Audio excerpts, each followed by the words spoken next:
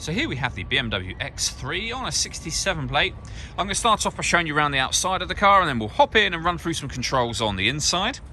But from the outside you can see it's a 5-door car with alloy wheels. Let's start off inside the boot and then work our way around the rest of it from there. As you can see, the tailgate on this car opens electronically. As we approach the back of the car, you'll also see we have reversing sensors, plenty of boot space as well, along with that 60/40 split folding rear seat, should you wish to increase this space even further. Okay, so we're just going to work our way back round to the front of the car, and then we'll hop in and run through some controls on the inside. But now that we've done a full circle of it, you can see it's in excellent condition the whole way round. Just briefly before we climb in, I think it's worth seeing the interior from this exterior point of view. There's plenty to run through on the dashboard, so let's hop in and we'll do that right now. Okay, now that we're inside the car, we're going to start with the dials. On the left-hand side, we have the fuel gauge, followed by the speedometer, the rev counter, and the coolant temperature gauge on the right-hand side. In the middle at the bottom, you can see the total miles for the car. They are 39,817. You can change information displayed above that by pressing a button on the end of the indicator stalk for various bits of trip computer and fuel economy information. If we back out to the steering wheel, on the left-hand side, we have cruise control, and on the right-hand side, we have stereo and phone controls. The phone controls can only be used after such time as you pair the phone up to the car, and that is done over on the central screen just here. So this is BMW's business nav, and as you can see, includes satellite navigation. Really nice, clear, color display, very, very easy to use.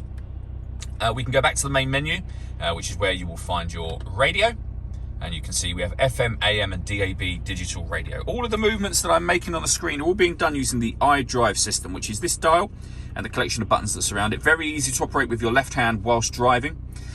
So you've seen the radio already. We can go back to the main menu from there. And if you want to listen to your own music, you can do that under multimedia, where we have a CD player and then external devices. So you can stream your music wirelessly via Bluetooth audio. You can use the USB input at the top there, and we have auxiliary input as well. So loads of ways in which to listen to your music in this car. Working our way down, we then have the dual zone climate control. So we can adjust the passenger temperature, driver temperature. We can increase and decrease the fan speed. We can determine what direction we like the air to be distributed in.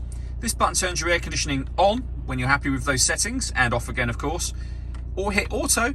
The car will now take control of the fan speed and also the direction of the air to maintain those two temperatures for you.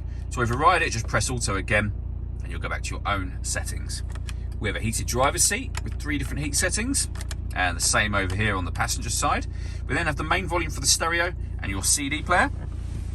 The gear lever for the fully automatic gearbox, next to which we can turn off the traction control just here. We can change the vehicle setup, so we can put the car into Sport or Eco Pro modes, or Comfort, which is its everyday driving. We then have electronic handbrake, auto hold function, and you can turn off your parking sensors from down there as well. All that leaves me to say is thank you for taking the time to watch this video. If you'd like to come see the car for yourself and have a test drive, please feel free to give us a call here at Mach 1 Cars. We'd love to hear from you soon.